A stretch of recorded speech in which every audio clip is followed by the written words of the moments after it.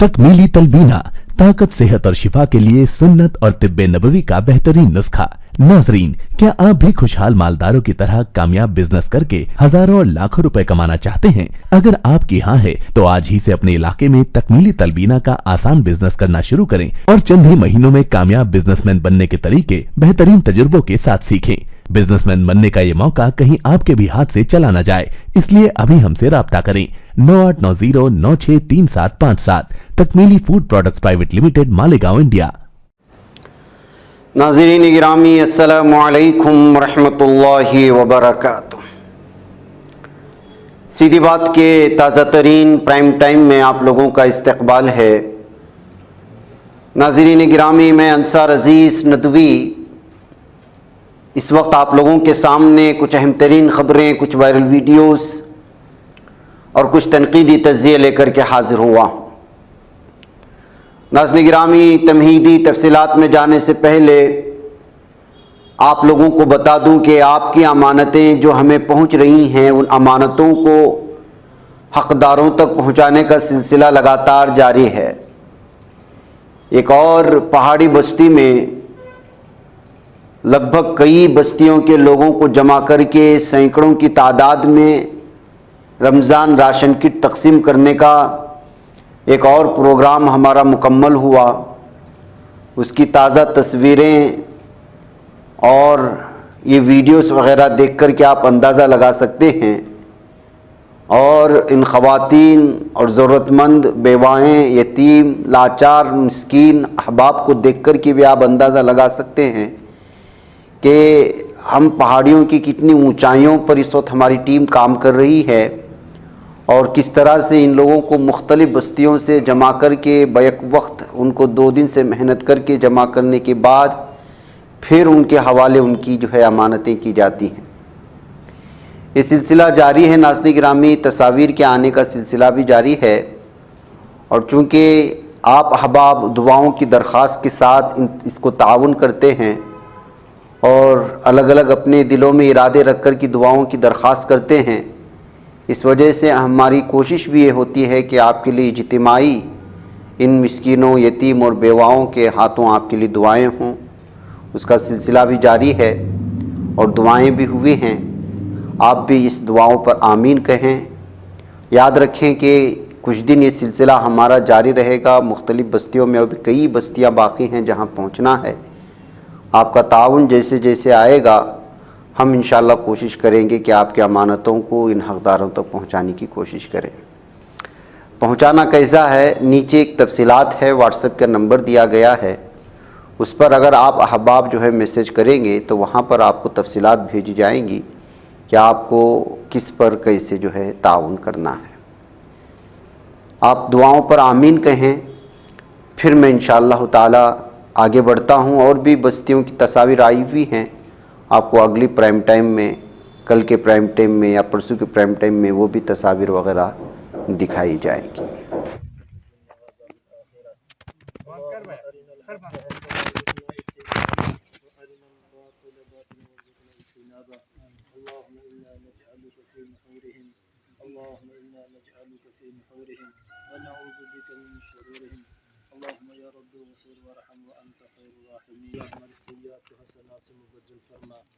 बख्शिश का, करम का, आफियत का, दरगुजर का, रहम का मामला फरमा। अल्लाह तो अपनी मोहब्बत नसीब फरमा, अपना ताल्लुक़ नसीब फरमा। अल्लाह अपनी खशियत, अपनी मारिफत पैदा फरमा। अल्लाह तो हम सब की मग़फ़िरत के फ़ैसले फरमा।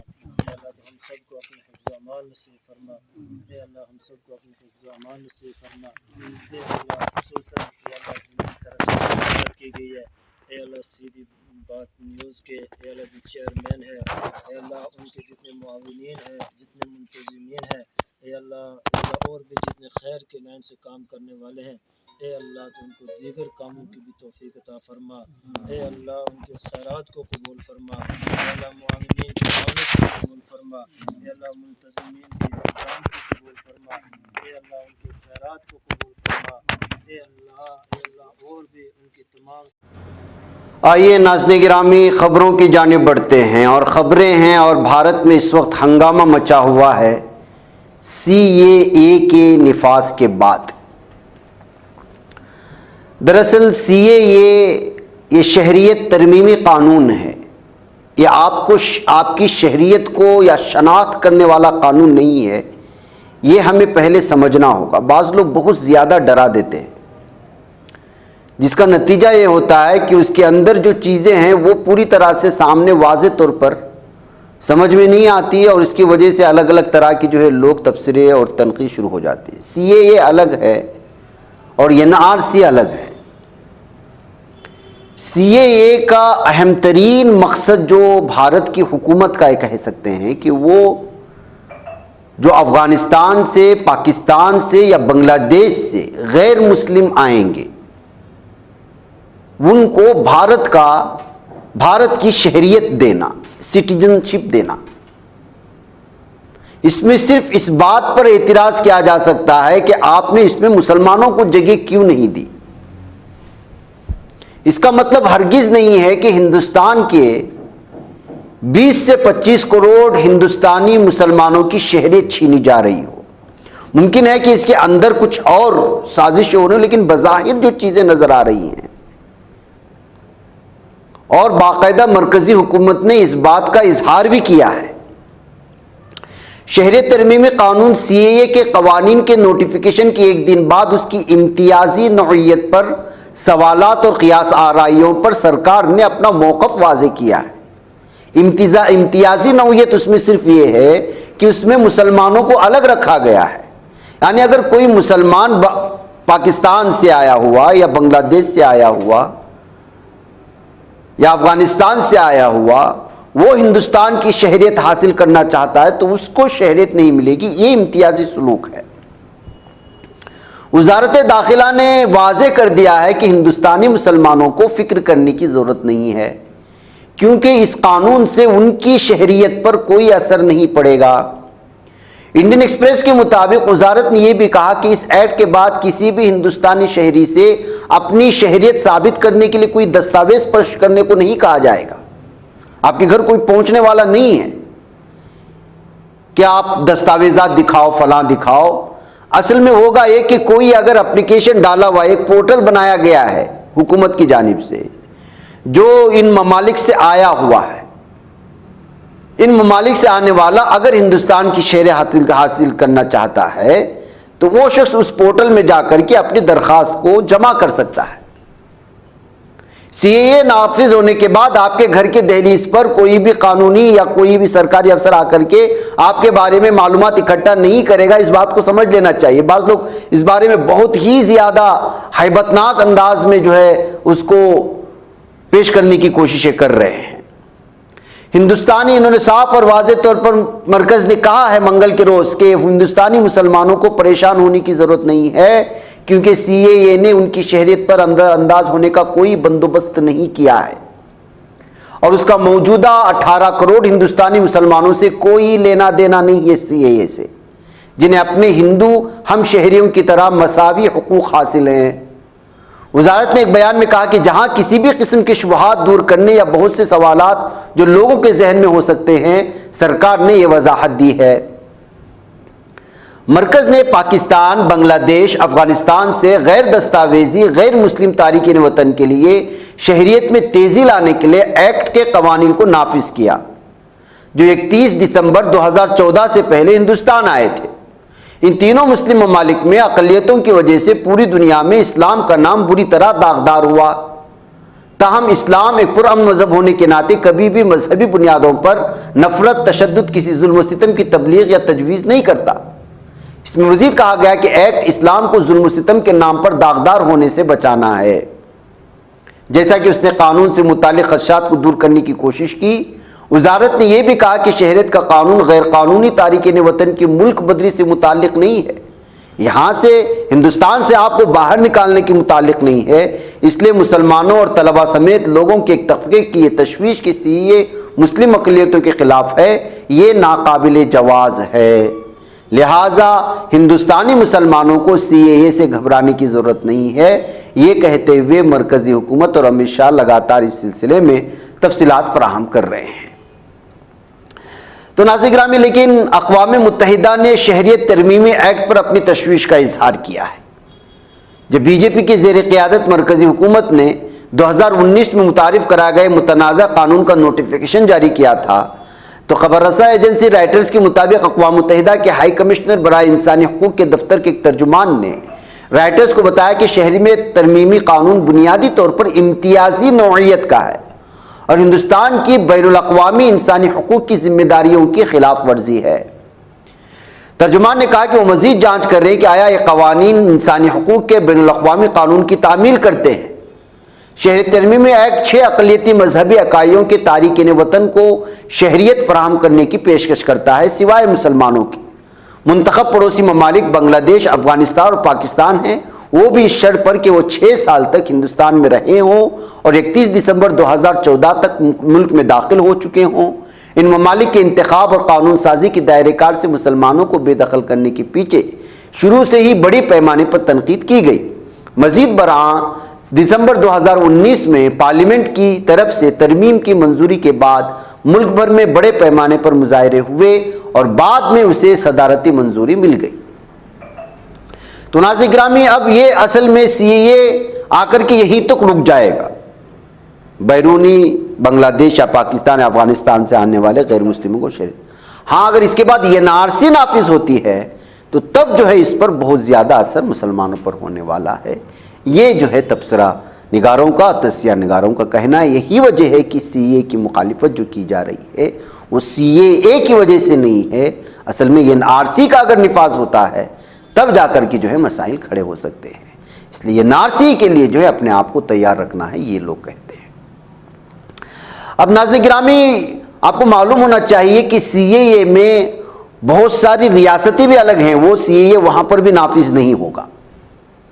جیسے مثال کے طور پر شہریت ترمیمی ایکٹ سی اے 2019 شمالی مشرقی ریاستوں کے بیشتر قبائلی علاقوں میں نافذ نہیں کیا جائے گا، بشمول وہ علاقے جنہیں آئین کے 6 شیڈول کے تحت خصوصی درجہ دیا گیا۔ قانون کے مطابق تمام شمال مشرقی ریاستوں میں لاگو نہیں کیا جائے گا۔ جیسے مثال کے طور پر منی پور وغیرہ ہیں، یہاں پر یہ چیز لاگو نہیں ہوگی۔ اس طرح کی بھی تفصیلات اس وقت سامنے آ رہی ہیں۔ تو ناظرین گرامی، احتجاجات بھی آپ کو معلوم ہونا چاہیے کہ لگاتار جاری ہیں، جب سے سی اے NRC کو لے کر کے بالخصوص SDPI کی جانب سے جو ہے اس وقت لگاتار مختلف علاقوں میں، کیرلا میں اور بھی بہت ساری ریاستوں میں اس کے خلاف جو ہے احتجاجات جاری ہیں۔ ناظرین گرامی، بہار کی 11 سیٹوں پر MIM لڑے گی الیکشن اور بتایا جا رہا ہے کہ اس کی وجہ سے RJD اور کانگریس کو نقصان ہوگا۔ اویسی کی قیادت والے آل انڈیا مجلس اتحاد المسلمین نے بہار میں لوک سبھا کی 40 میں سے 11 سیٹوں پر الیکشن لڑنے کا اعلان کیا ہے۔ بہار کے صدر اختر الایمان نے کہا ہے کہ MIM ارریہ، پورنیہ، کٹیہار، کشن گنج، دربھنگا، مظفرپور، اجیارپور، کرکت، بکسر، گیا اور بھاگلپور میں امیدوار کھڑا کرے گی۔ بہار کے ریاستی صدر امور کے MLA اختر الایمان خود کشن گنج لوک سبھا سے امیدوار ہوں گے۔ وہیں پارٹی کے ترجمان عادل حسن کو کٹیہار لوک سبھا سے میدان میں اتارا گیا ہے۔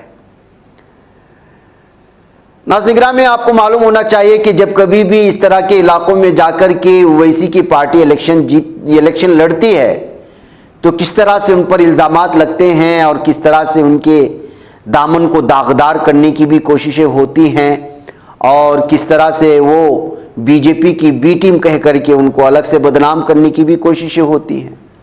2019 کے لوک سبھا انتخابات کو اگر دیکھا جائے تو MIM نے کوئی خاص یہاں پر کارکردگی نہیں کی تھی۔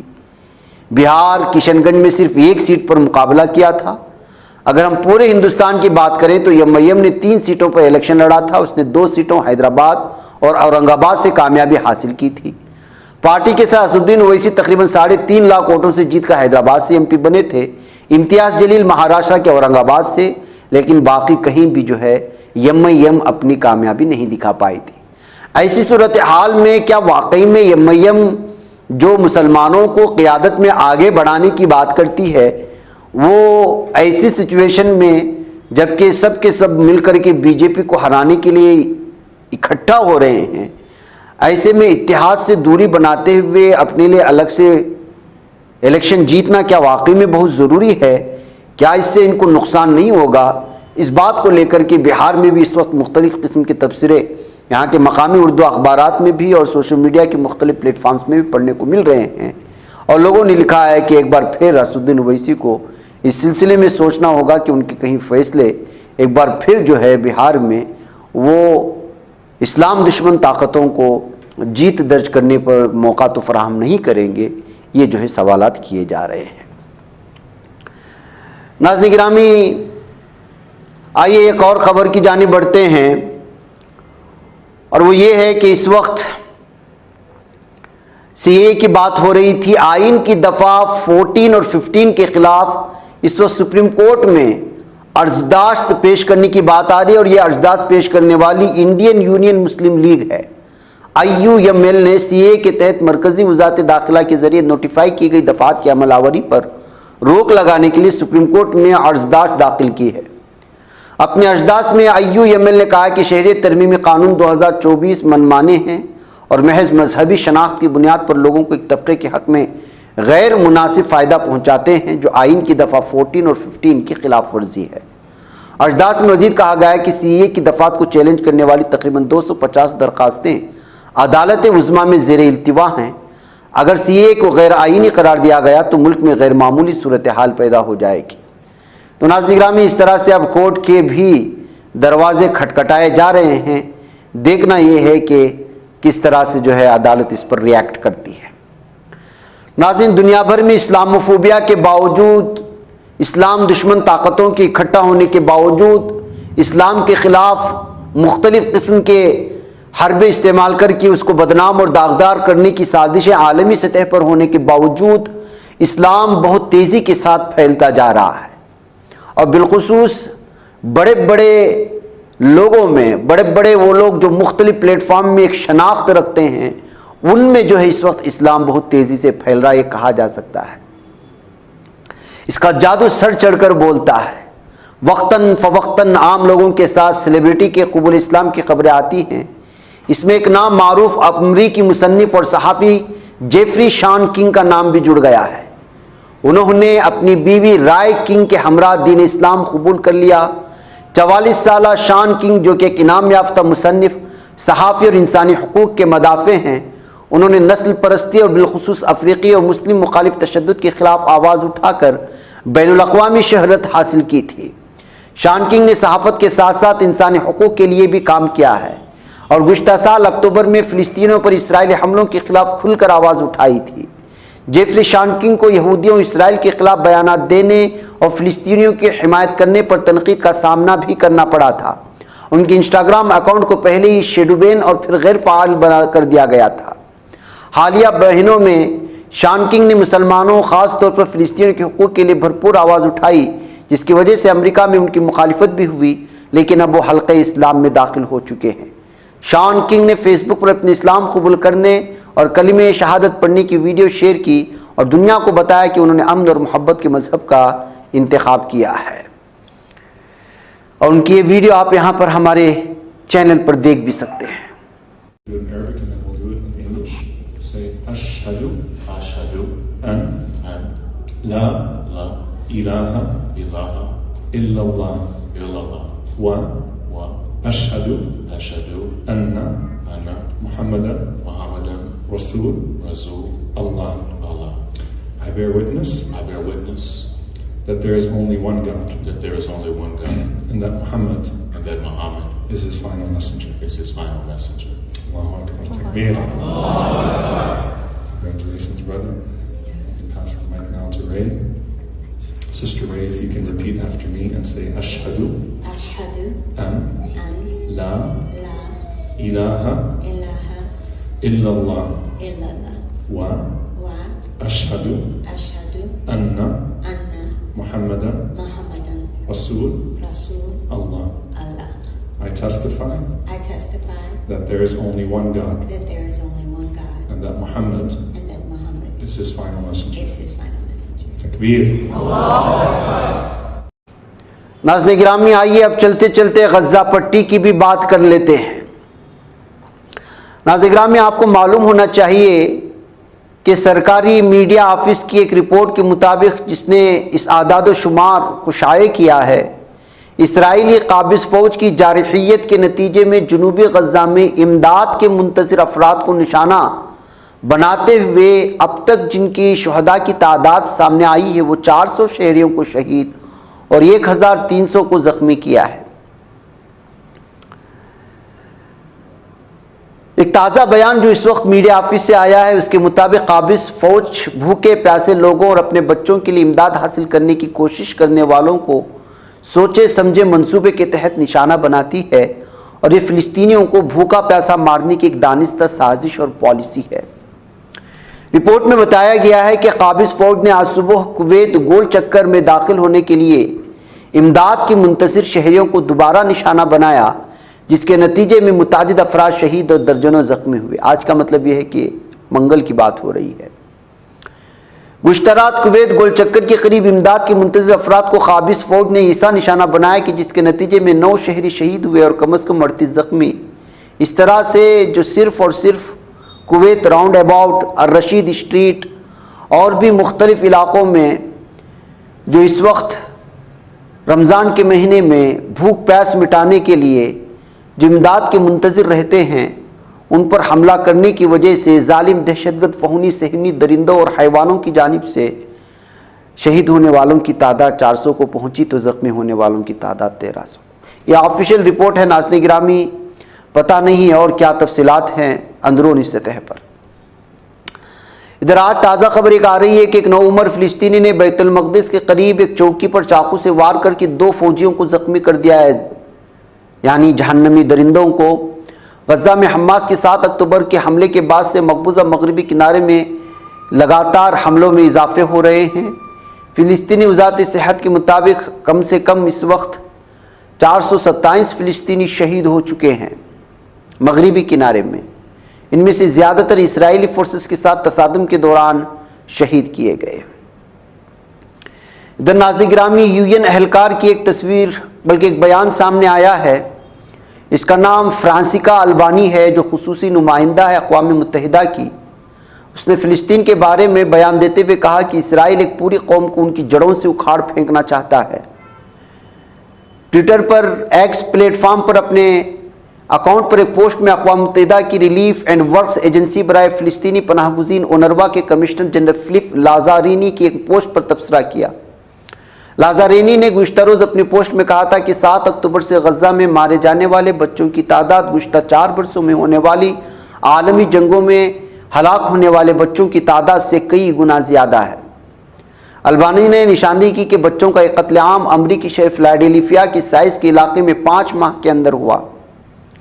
اپنی پوسٹ میں لازارینی نے اقوام متحدہ اور غزہ میں فلسطینی وزارت صحت کے اعداد و شمار پر مبنی ایک گراف پیش شیئر کیا جس میں غزہ میں 7 اکتوبر سے 29 فروری تک شہید ہونے والے بچوں کی تعداد اور ماضی میں 4 سالہ جنگوں میں شہید ہونے والے بچوں کی تعداد کو دکھایا گیا ہے۔ گراف سے پتہ چلتا ہے کہ گزشتہ 4 سالوں کے دوران دنیا میں جنگوں میں جاں بحق ہونے والے بچوں کی تعداد 12,193 تک پہنچ گئی، جبکہ غزہ میں صرف شہید ہونے والے بچوں کی تعداد 12,300 سے زائد ہے۔ تو آپ اندازہ لگا سکتے ہیں ناظرین گرامی، پوری دنیا میں جو جنگیں ہو رہی ہیں اس میں شہید ہلاک ہونے والے یا شہید ہونے والے بچوں کی تعداد ایک طرف اور ادھر کچھ مختصر عرصے میں ظالم دہشت گرد صہیونی درندوں کی جانب سے شہید کیے جانے والے بچوں کی تعداد ایک طرف ہے۔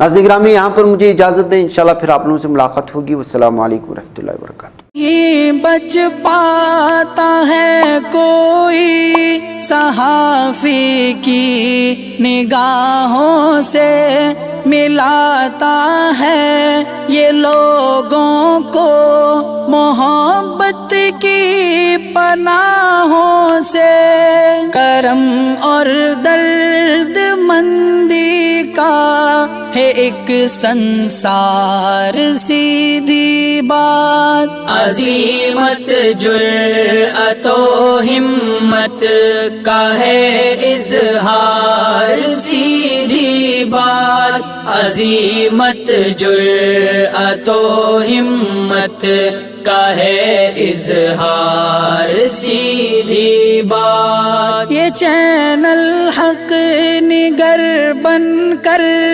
کچل دیتا ہے فتنوں کو،